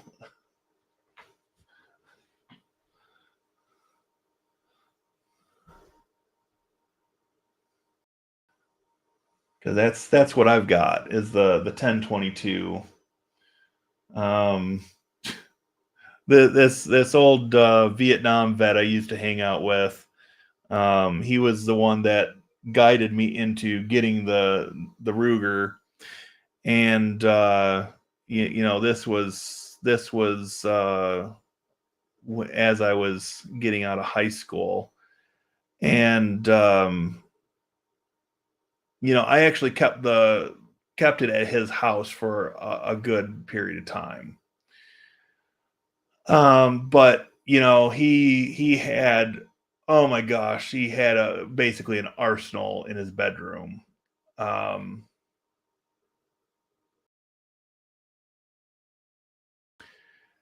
but he was showing me, and he'd actually taken me to a local gun show at one point, and a couple of gun shops, good sized gun shops, I guess. Um, but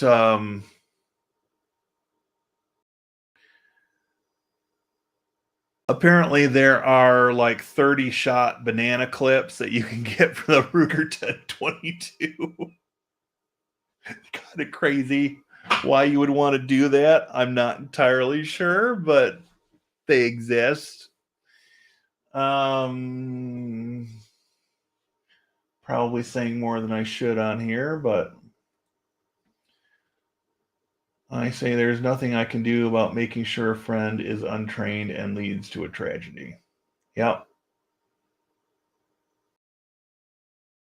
I can make sure my family members are not among those who commit the tragedy. Yes. I think that's a great angle to take with it.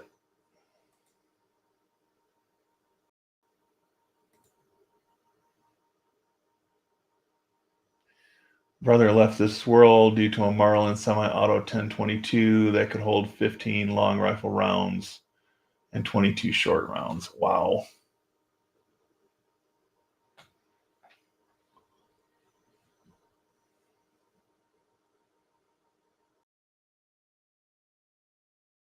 A 330 rounds and a 50 round for yours. Nice.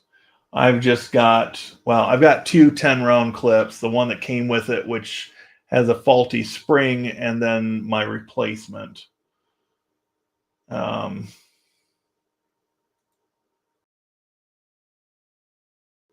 was given one of those rifles by my brother-in-law about 20 years ago. 10 round limit in Connecticut. Interesting. I bet you get out in the country and there are some good old boys that have more than a 10 round clip. Even in Connecticut.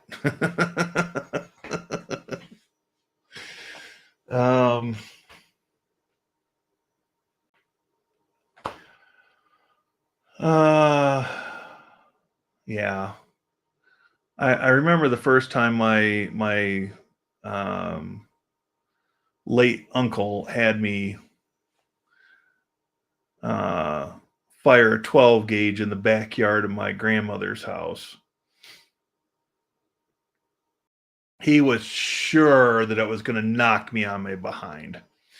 But I planted my foot and held that doggone thing tight to my shoulder, and I stayed upright. I think I was 12 at the time.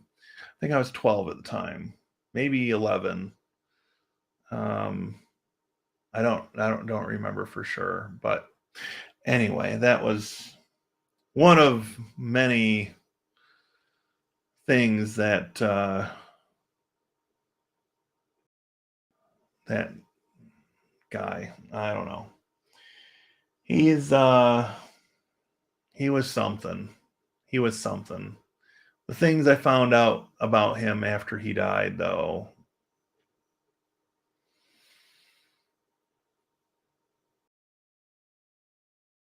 still kind of makes me sick to my stomach. But he was the only uncle I had by marriage, or by blood, I should say, my mother's brother. The only other uncle I've got is by marriage. I mean, I had several great uncles, but they didn't have much time for me really growing up. So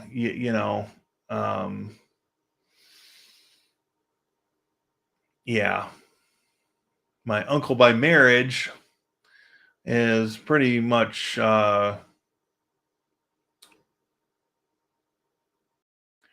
he does a lot of what Cheech and Chong purported to do in their movies, shall we say.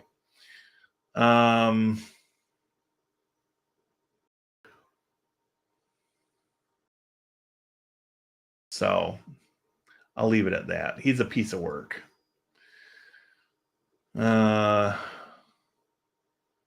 he was supposed to be dead 10 times over by now. Allegedly, he hurt his back working in the GM plant. I don't know if I believe it, or if he did, he was probably doing something stupid, or he was high at the time. But apparently he got some settlement out of them at some point, and I guess more power, but I think they were stupid to pay him off.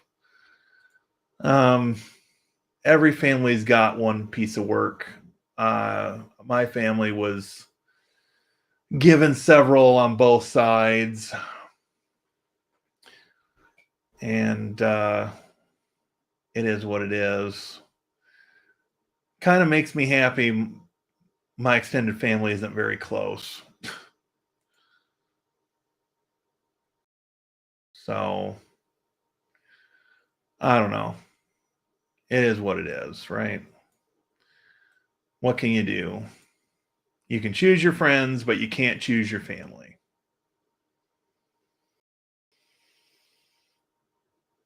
All right.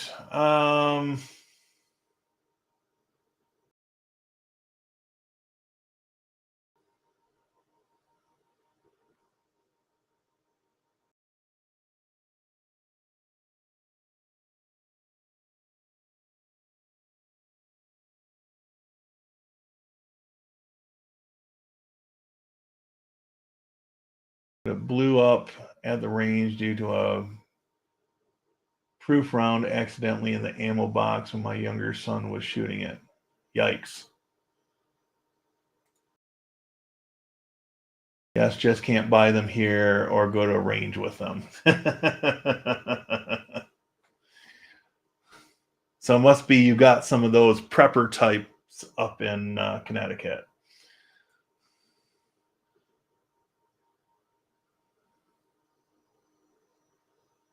He was okay, but that happening is about a 0.0001% chance. Wow. Maybe my older brother had something to do with that, according to my older sister. And I now believe it being more spiritual. That's fair. Proof rounds are triple powder used by gun manufacturers to validate high performance firearms. Interesting.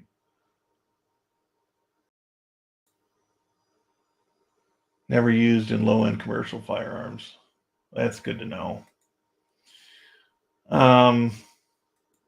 So since I mentioned that old Vietnam vet that I used to hang around with, he actually was teaching me reloading for a while. That was kind of fun. Mostly 9mm stuff we were reloading. I think it was 9mm and 45 cal.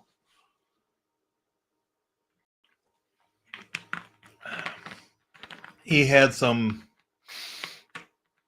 equipment to do it, and he had people that would bring in brass to reload. So I guess there was some potential to earn a little side cash there doing it. I'm not sure I would be comfortable doing that today myself, but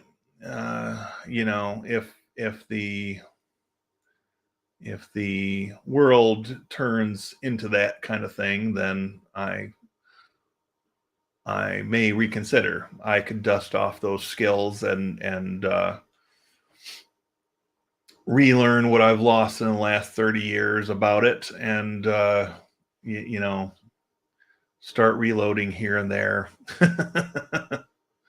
It was kind of fun. I mean, it was just repetitious work, but it was nice to at least be exposed to it, I suppose.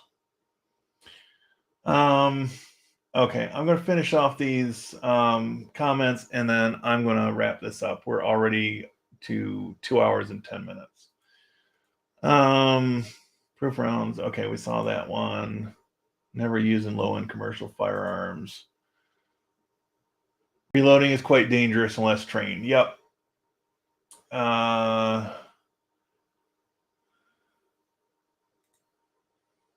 father-in-law reloads. Too much or the wrong powder is dangerous. Oh, absolutely. Absolutely. I'm a certified reloading instructor, but only taught that course twice. Yep.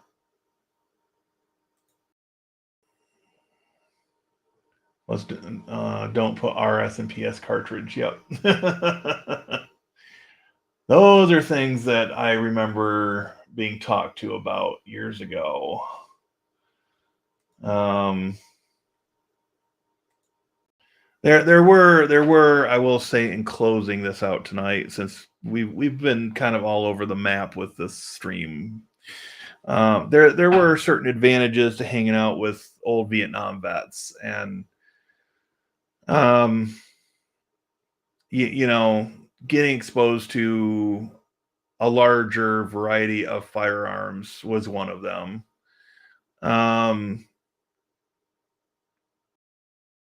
You know, what I didn't bargain for was some of the pictures that he brought back from Vietnam that he showed me. And I'm glad I only ever saw those once.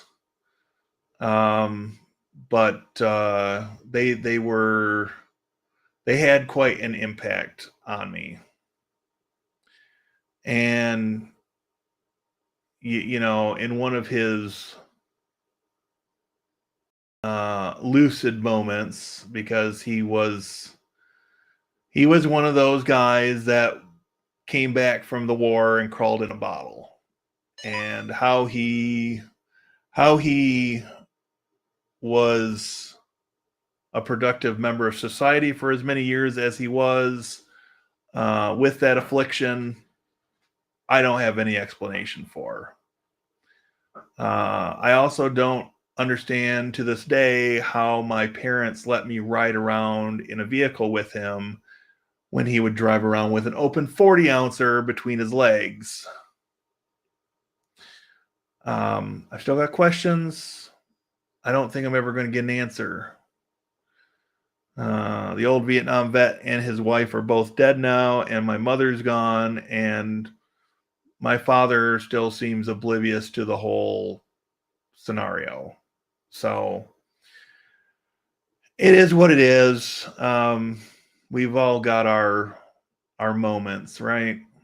You know, something from our formative years that stuck with us that you don't bring up and talk about too darn often.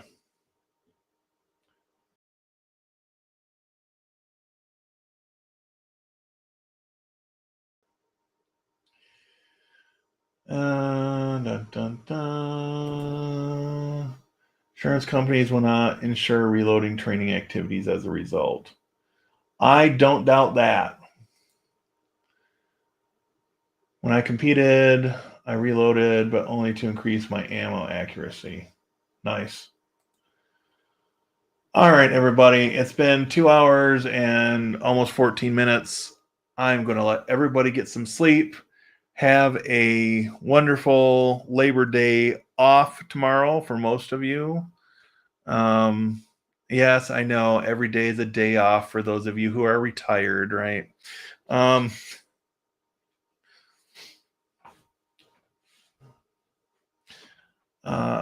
But anyways, I appreciate so many of you sticking around for the duration of this, and it was fun. It was fun. So, but I need to get out of this chair and walk around for a minute because I'm feeling the just being sitting here for 2 hours is just making me want to get up and move at this point. So, all right, I'll see everybody next time. Shorts are scheduled for the next 2 days at 9:30 a.m. If you get a chance, please take a look. They're fairly short. Thus the name. All right. Have a good one, everybody.